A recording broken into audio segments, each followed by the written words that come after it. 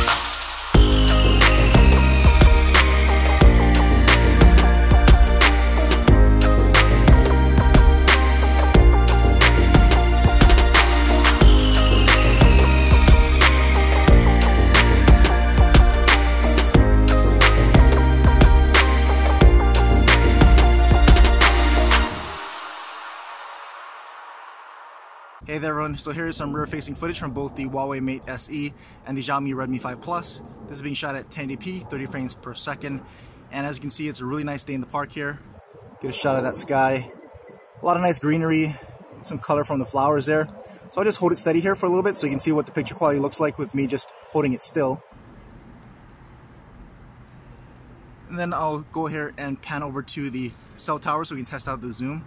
So first with the Mate SE. So that's the full digital zoom there. It's actually looking very clear and fairly steady. Pan over here for a bit and then zoom it back out. Then we can go ahead and test the zoom on the Xiaomi Redmi 5 Plus. So that's a 10 times digital zoom there, so a little bit farther zoom. So of course it's going to be a little bit more grainy, but not too bad really for 10 times digital. a little shaky.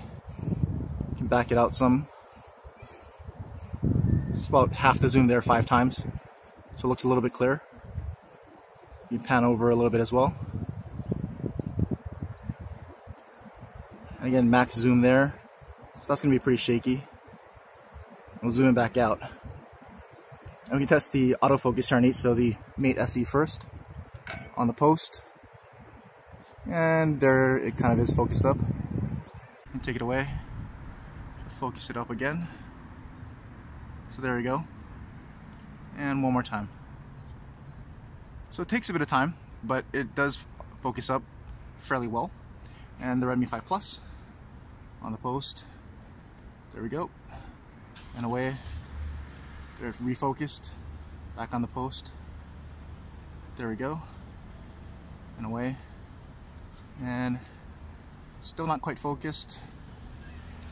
Tap to focus there. Nope. So it's having a tough time refocusing back in the post. And I focus back in, and one more time away.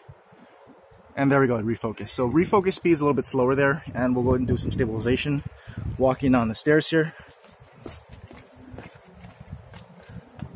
So of course none of these are going to have hardware stabilization. I'm not sure if they even have software stabilization, but you should be able to see the results for yourself here. And I'll pan around the park one time here, so you can kind of see how the afternoon sunlight affects any kind of exposure. They're both looking pretty good in that regard there. So there's just a quick 1080p clip for you.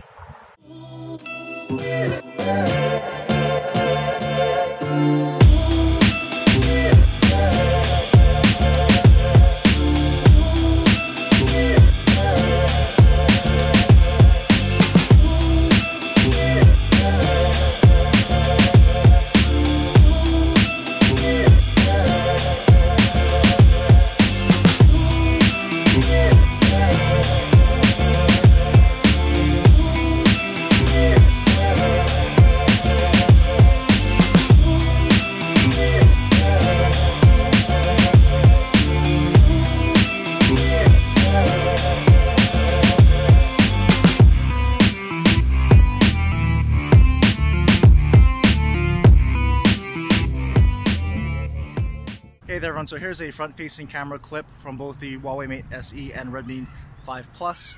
And just looking in the viewfinder, it looks like the Huawei Mate SE has the wider field of view, so you can fit more into the picture there. Also standing in the shade, so this should be much easier for the exposure to handle.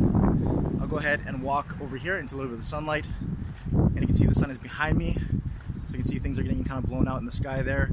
And my face is probably getting darker, so the viewfinder looks like the Huawei Mate SE is handling exposure a little bit better here. And I can turn it back around so the sun's in front of me. See the blue skies up there. And they both seem to be handling exposure pretty well here. So I'll go ahead and just do a little bit more walking so you can see what the stabilization looks like and any differences between these two cameras there. So hopefully this gives you a better idea of the outdoor performance here and stabilization of both these front cameras.